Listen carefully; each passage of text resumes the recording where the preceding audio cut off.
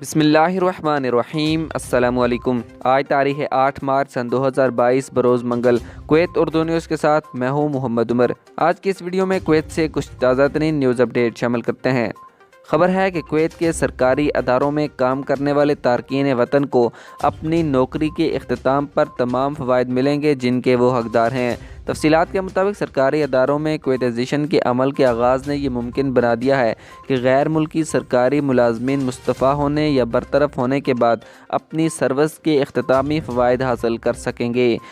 کچھ کو کئی مہینوں سے ان کے اختتامی سروس فوائد کی ادائیگی نہیں کی گئی ہے۔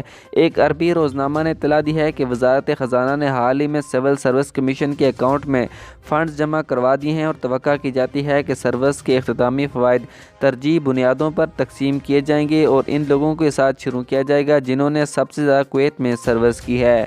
جیسا کہ ذرائع نے اطلاع دی ہے کہ کویتائزیشن پالیسی کی وجہ سے وظائف کی تقسیم میں پہلے تاخیر ہو گئی تھی جس کے نتیجے میں ملازمین کی تعداد میں کمی واقع ہو گئی تھی۔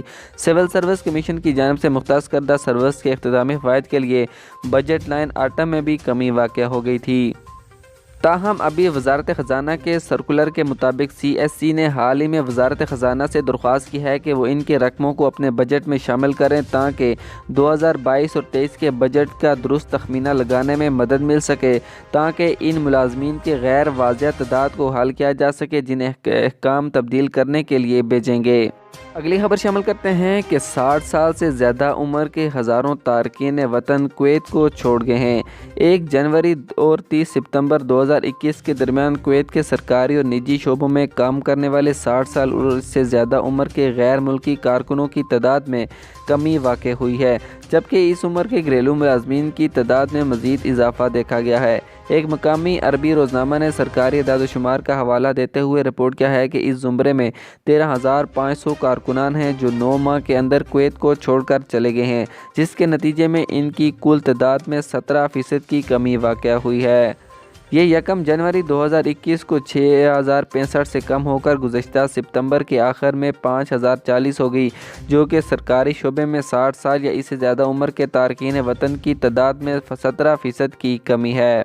اگلی خبر کی جانب بڑھتے ہیں کہ کویت کے مقامی میڈیا کی خبر کے مطابق کویت کے الجزیرہ میں ایک کویتی کو ایک سعودی کو قتل کرنے کے الزام میں گرفتار کیا گیا ہے۔ کویتی کا خیال تھا کہ اس کی بہن اس سعودی شخص کے ساتھ گاڑی میں تھی جس پر کویتی شخص نے سعودی کو قتل کر دیا۔ اس غلط خیال کے تحت کہ اس کی بہن اور مقتول کا آپس میں کوئی تعلق تھا ملزم نے سعودی کو قتل کیا۔ کویتی شخص نے سوچا کہ عورت اس کی بہن ہے کیونکہ وہ مبینہ طور پر نشے کی حالت میں تھا جب اس نے اسے اپنی بہن کے ساتھ گاڑی میں دیکھا۔ اسپتال لے جانے کا متاثرہ شخص کو اپنی کار چلاتے ہوئے لیمپ پوسٹ سے ٹکرانے کے بعد سر میں گولی لگنے سے مردہ قرار دیا گیا ہے۔ ایسا معلوم ہوتا ہے کہ مشتبہ شخص نے سعودی شخص کو اس لیے قتل کیا کیونکہ اس نے اس خاتون کو جو اس کے ساتھ کار میں تھی کو اپنی بہن سمجھا تھا حالانکہ وہ نہیں تھی۔ قانونی طریقہ کار کو مکمل کرنے اور مقتول کی میت کو واپس سعودی عرب منتقل کرنے کو یقینی بنانے کے لیے کویتی حکام نے اپنے سعودی ہم منصبوں کو سعودی شخص کے قتل کے بارے میں آگاہ کر دیا ہے۔